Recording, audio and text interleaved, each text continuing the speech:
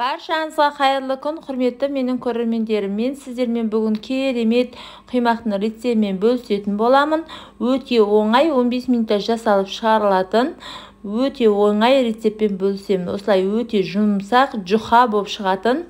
Ол үшін менің каналыма тіркелмеген жаңа көрермен болсаңыздар, тіркеліп алуды ұмытпаңыздар.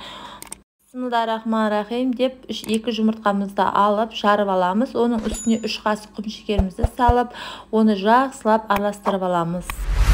Описанияда қанша мөлшерде, қанша грамм кететінін бәрін жазып кететін боламын. Осылай бір кесе айранымызды алып, оның үстіне 1 қасық содамызды салып, 2 минутқа қалдыратын боламыз. Осылай салмамыздың ішіне 3 қасық сұйық майымызды қосып, жақсылап араластыратын боламыз. Өте оңай рецепт, осылай жасап көрсеңіздер, сіздердің де блинчиктеріңіз өте керемет болып шығады. Осы рецепті ұзақ іздедім. Осы рецепт сәтті шыққандықтан сіздермен бөлісуді жөн көрдім. Өте керемет рецепт екен. Осы салмамыздың үстіне айранымызды құйып, жақсылап араластырамыз. Енді оған ыстық су құямыз, қайнап тұрған. Тез-тез құйып, тез-тез араластырмасаңыздар, жұмыртқаларыңыз пісіп қалады. Сол үшін тез-тез құйып, осылай тез-тез араластырып отырыңыздар. Үйде қалып кеткен айрандарыңыз болса, осылай блинчик жасап тастасаңыздар болады. Өте керемет блинчик шығады. Осылай еленген ұнымызды саламыз. Менің ұным еленген. Алдын ала осыны жақсылап блинчиктің көмегімен іртік қалдырмай жақсылап осылай араластыратын боламыз. Өздеріңіз көріп тұрғандай, сұйық емес, қою емес, орташа осылай қамыр дайындайтын боламыз.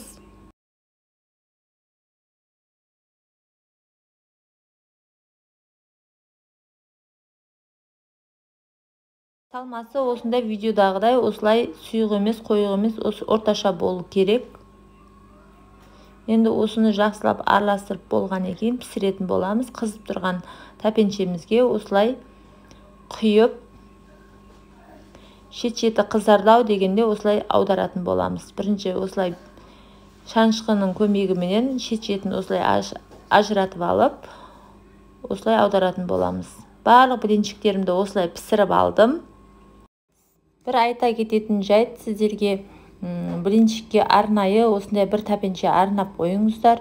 Өйткені жұмыртқа қорып жүрген, күнделікті пайдаланып жүрген тәпеншелеріңіз жарамайды. Блинчиктеріңіз жабысып, қатып, күйіп кетуі мүмкін. Сол үшін арнайы осындай бір тәпенше арнап қойсаңыздар, сіздердің де блинчиктеріңіз күймей, астын майламай-ақ, осылай барлық блинчиктеріңізді осындай әдемі қылып пісіріп алатын боласыздар. Осылай екі бетінде жақсылап қызартып пісіріп алатын боламыз. Небәрі 15 минутта осындай керемет блинчиктерді пісіріп алдым. Өте оңай рецепт.